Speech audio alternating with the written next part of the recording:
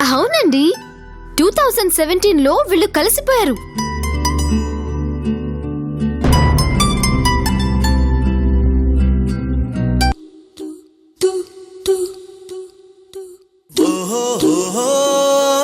భయం వేసినప్పుడు నాన్నలా, దిగులు వేసినప్పుడు అమ్మలా, ప్రతి క్షణం పక్కనే ఉంటూ అనుక్షణం కంటి పాపలా, అచ్చం ఓ పసిపాపని చూసుకున్నంత అపురూపంగా చూసుకున్న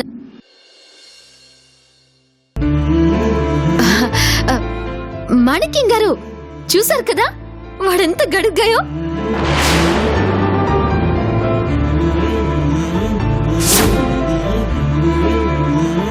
బలరాం గారు,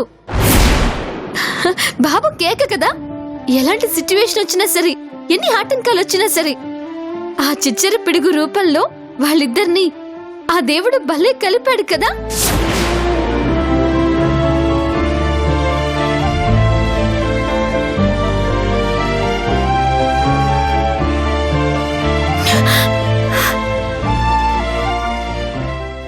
అమ్మా,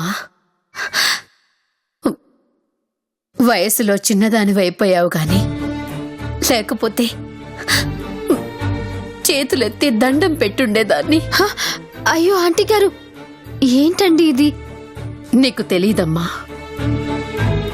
ఈ ఇంట్లో వాళ్ళిద్దరి మధ్య అలాంటి ఆనందకరమైన క్షణాలని ఎప్పుడు చూస్తానా అని ఈ అమ్మ మనసు ఆరాట పడుతోంది. కల రూపంలోనైనా ఆ ఆనందాన్ని మనసుకు తగిలేలా చేశాం.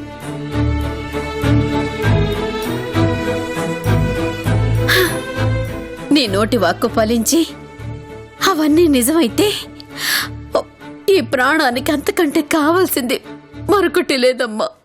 అయ్యో ఏంటి ఆంటీ గారు, మీరు ఆల్రెడీ జరిగిపోయింది కదా, మరి ఇంకా జరిగితే అంటారేంటి? 2020ని అర్థం చేసుకోరు.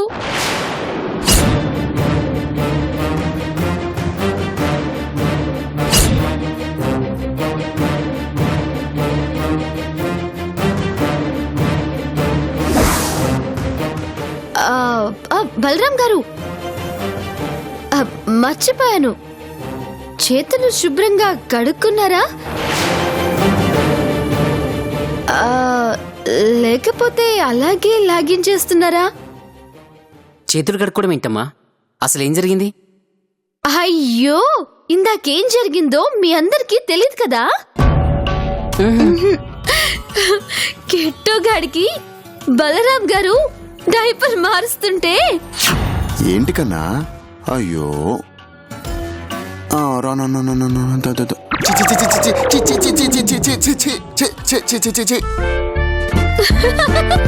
బలరాం గారి మీద కిట్టుగాడు పాట పాడాడు.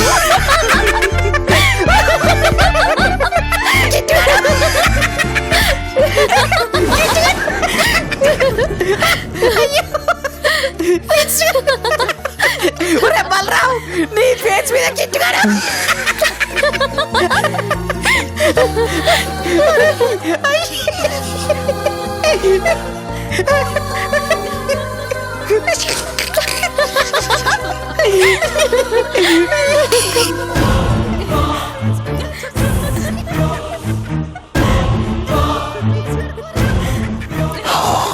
నవ్వండ్రా, నవ్వండి, చెప్తా, నాకు టైం వస్తుంది.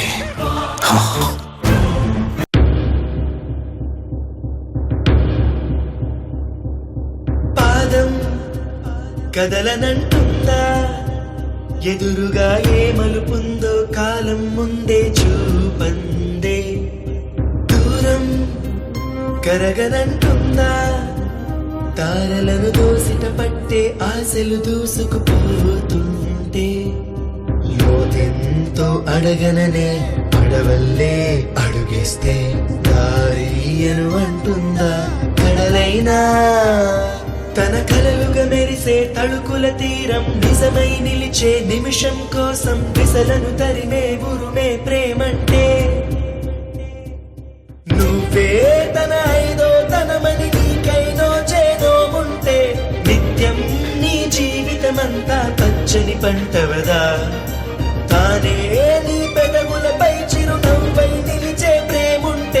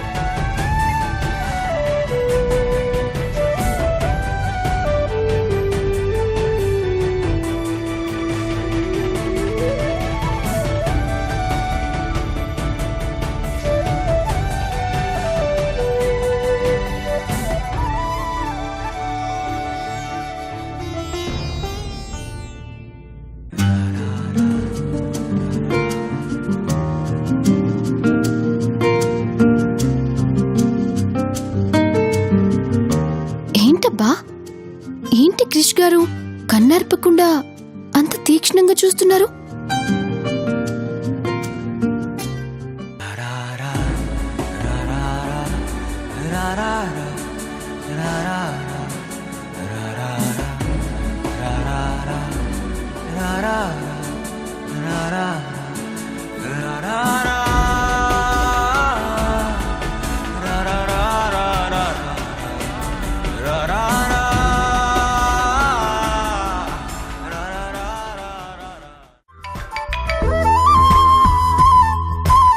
చెప్పు పూర్ణిమ. అక్క, నీకు హ్యాపీ న్యూస్. అంటే అన్నానంటారు కానీ అది అలాంటి ఇలాంటి హ్యాపీ న్యూస్ కాదు. సంక్రాంతి దసరా కలిసి ఒకేసారి వస్తే ఎంత సంబరంగా ఉంటుందో అంతకంటే హ్యాపీ న్యూస్ తెలుసా? ఏంటి పూర్ణిమ అది? అక్క, అసలు ఇందాకేం జరిగిందంటే ఈ బలరాం గారి చేతుల మీదుగా అంగరంగ వైభవంగా వాళ్ళ పెళ్లి జరిగింది.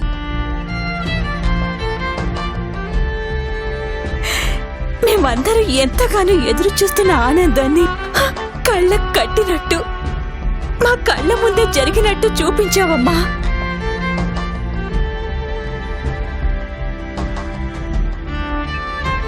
అక్క, ఇప్పుడు చెప్పు, ఆనందంతో నువ్వు గాల్లో తేలిపోయే విషయమా కాదా? చెప్పు.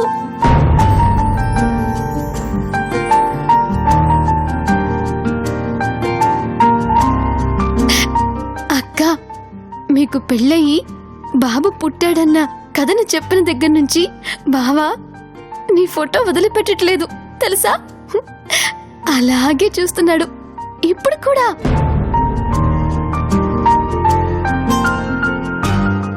ఏంటి నమ్మట్లేదా? సరే, నీకు వీడియో కాల్లో చూపిస్తానుండు.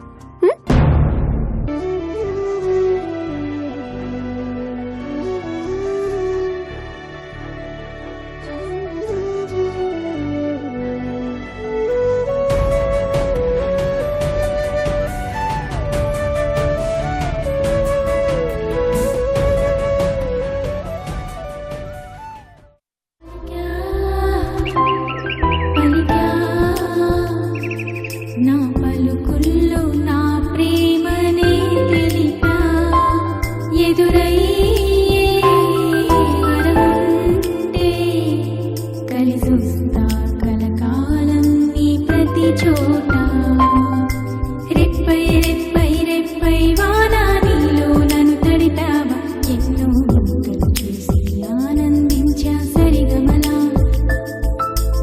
ఏకాంతంలో నీ సొంతంలో నీ ఒడిగి నీ ఒడిలో చేరిన ప్రేమకు మించిన హాయి దొరికేనా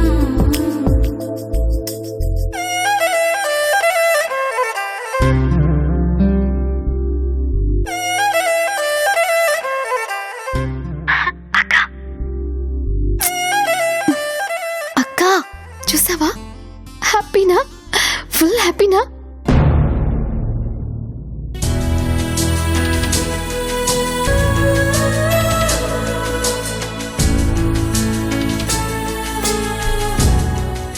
ఇదేంటి అక్కేం మాట్లాడడం లేదు? అక్క, అక్క,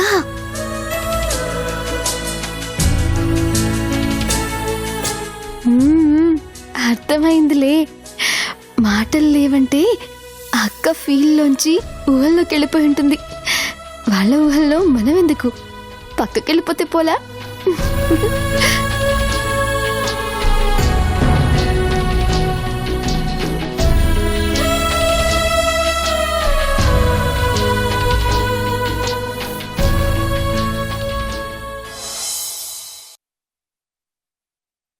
అక్క, ఏం చేసైనా ఎలాగైనా సరే నిన్ను క్రిష్ గారిని కలుపుతాను, కలిపి తీర్తాను. ఇది ఒక రకంగా నా శబదం అనుకో.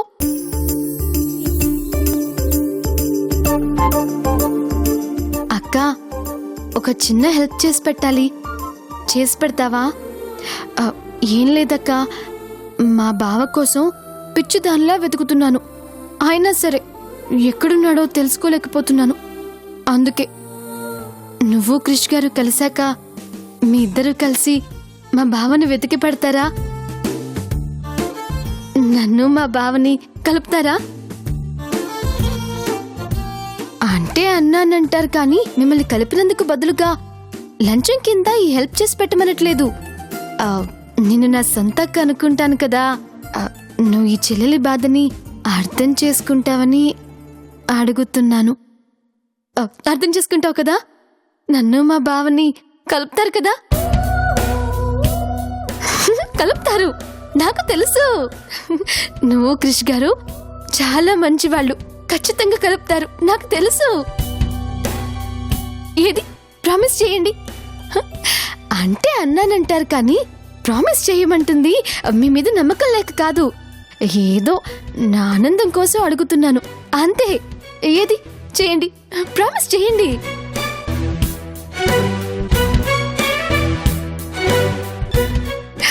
ప్రామిస్ పూరి, నిన్ను మీ బావని కలిపే బాధ్యత మాది, సరేనా?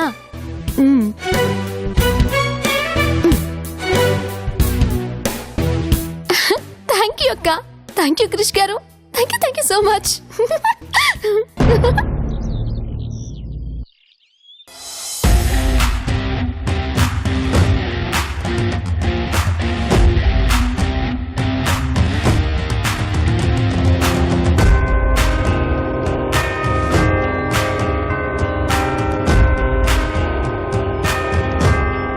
కాఫీ తాగవయ్యా, టేస్ట్ అదిరిపోతుంది. నాకు కూడా ఇక్కడ అదిరిపోతుంది నా ఆవకాయ బద్ద. ఎందుకయ్యా అంత ఫ్రస్ట్రేషన్? ఓ అబ్బో, నీకు తెలియకుండా అడుగుతున్నావో లేక వెటకారంగా అడుగుతున్నావో నాకు అర్థం కావట్లేదు. నా దగ్గరున్న 10% షేర్ ఇస్తే బిజినెస్ లో వాటా ఇస్తానని చిన్న ఎరేసి ఆశ పెట్టావు. కానీ ఆ నందగోపాల్ నాలాగా టెంప్ట్ అయ్యే రకం కాదు స్వామి అని చెప్పా. వాడి దగ్గరున్న 15% షేరు నా పేరు మీద రాయిస్తానని చెప్పుండావు. ఇంతవరకు షేర్లు కాదు కదా, కనీసం పౌడర్ కూడా రాయించుకోలా. ఏదైనా తేడా వచ్చి నా పేరు బయటకు వస్తే నా పరిస్థితి ఏంట్రా అని పిచ్చ టెన్షన్ గా ఉంది నా ఆవకాయ బద్ద.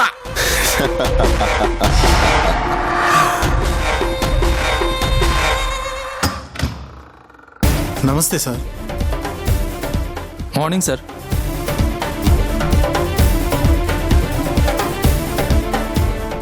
ఇదేంటి ఇంత టెన్షన్ అవుతున్నారు? ఏమై ఉంటుంది?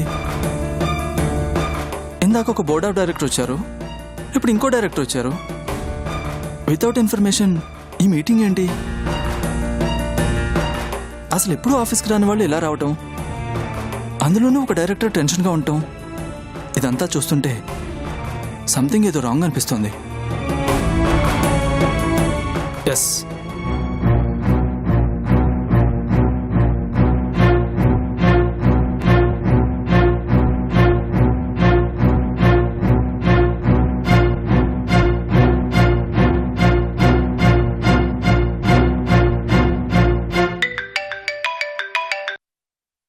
చెప్పు కిరణ్. మీనాక్షి, నీ డౌట్ నిజమే. ఆ బలరాం ఆఫీస్ని ఏదో చేయబోతున్నాడు.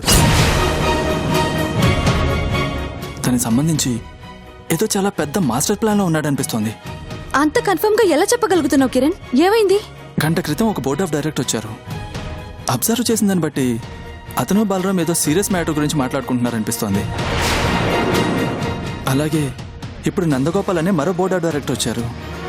విష్ చేసినా సరే పట్టించుకోకుండా విపరీతమైన టెన్షన్తో అతను బలరాం క్యాబిన్లోకి వెళ్ళిపోయారు. అవునా? ఆయన అసలు మన ఆఫీస్కి రారు, అలాంటిది ఇలా టెన్షన్ పడుతూ రావడం ఏంటి? అదే అర్థం కావట్లేదు మీనాక్షి. అది కాదు కిరణ్, ఇలా బోర్డ్ ఆఫ్ డైరెక్టర్స్తో మీటింగ్ జరుగుతున్న విషయం ఆయనకు తెలుసా? ఐ థింక్ తెలియదు అనుకుంటాను మీనాక్షి. ఎందుకంటే ఇలా మీటింగ్ జరుగుతున్న విషయం ఆఫీసులో ఉన్న మాకే తెలియదు. అఫీషియల్ మీటింగ్ అయితే నోటీస్ బోర్డులో సర్క్యులర్ ఉండాలి, అవేమీ లేవు కాబట్టి చాలా కాన్ఫిడెన్షియల్ విషయం అనిపిస్తోంది. కిరణ్, ఎప్పుడూ లేంది ఒకేసారి సడన్ గా ఇద్దరు బోర్డ్ ఆఫ్ డైరెక్టర్స్ రావడం, అందులోనూ చాలా మంచి మనిషి అయిన నందగోపాల్ గారు టెన్షన్ పడుతూ రావడం చూస్తుంటే నో డౌట్ కిరణ్, ఖచ్చితంగా వాడేదో పెద్ద ప్లాన్లోనే ఉన్నాడు. నాతో ఛాలెంజ్ చేసినట్టే వాడు ఆఫీస్ని ఏదో చేయబోతున్నాడు. కిరణ్, వాడి ప్లాన్ ఏంటో తెలియాలంటే అసలు వాళ్ళు ఎందుకు వచ్చారో, వాళ్లతో ఏం మాట్లాడుతున్నాడో నాకు తెలియాలి. కరెక్టే మీనాక్షి, కానీ ఎలా తెలుసుకోగలం? లోపలికి వెళ్ళే ఛాన్సే లేదు. అంత ఈజీ కాదు మీనాక్షి.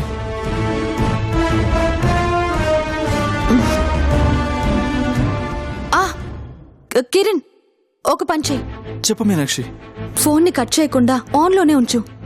ఏదో పనున్నట్టు లోపలికి వెళ్ళు. వాడికి తెలియకుండా ఫోన్ని చాలా సీక్రెట్గా క్యాబిన్లో ఏదో ఒక ప్లేస్లో పెట్టి బయటకొచ్చేయి. Super Meenakshi, super idea. జాగ్రత్త కిరణ్, ఏమాత్రం డౌట్ రాకూడదు. అలాగే Meenakshi.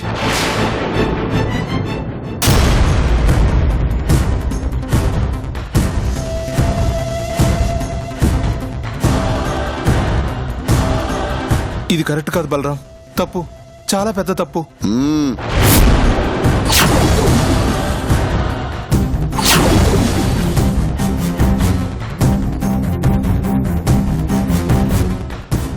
No more discussion. Already discussion అంతా అయిపోయింది మిస్టర్ నందగోపాల్. ఇక మిగిలింది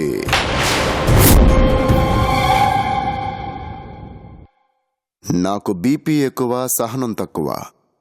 క్షణంలో సంతకం పెడితే నిమిషాల్లో ఇంటికి వెళ్ళిపోతావు,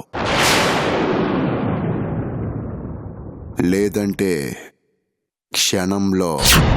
మమ్మల్ని ఏం చేయొద్దు ప్లీజ్. అయ్యో ఏం చేయకండి, మమ్మల్ని ఏం చేయొద్దు.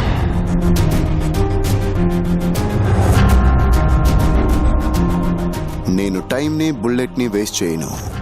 పెన్ పట్టుకుంటావా, లేదంటే మా వాళ్ళని గన్ పట్టుకోమంటావా?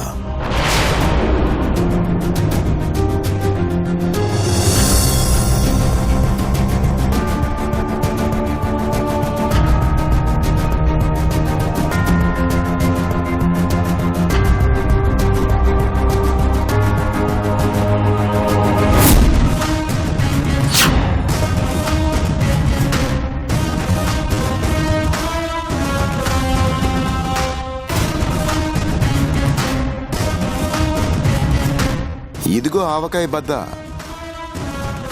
నీకులాగే సారికి కూడా వీక్నెస్లున్నాయో. కాకపోతే నీది పనికి మాలిన వీక్నెస్, సార్ది ఫ్యామిలీ వీక్నెస్ అన్నమాట. వేటి కోసం వేటిని వదులుకోవాలో సార్కి బాగా తెలుసు.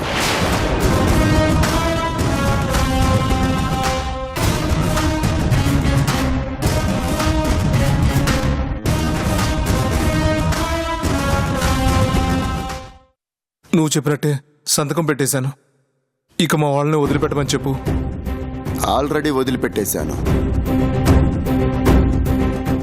వెళ్తూ వెళ్తూ ఒక ఫ్యామిలీ ప్యాక్ బిర్యానీ తీసుకెళ్ళి ఫ్యామిలీతో కలిసి పండగ చేసుకో. వెళ్ళు.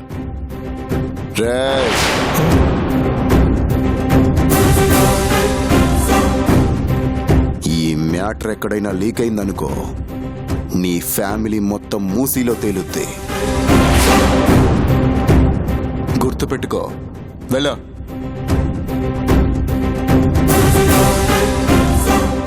నా అమ్మకానికి శాంపిల్ లాంటోడి చేత సంతకం పెట్టించావంటే నువ్వు మామూలుడివి కాదయ్యా నా ఆవకాయ బద్దా.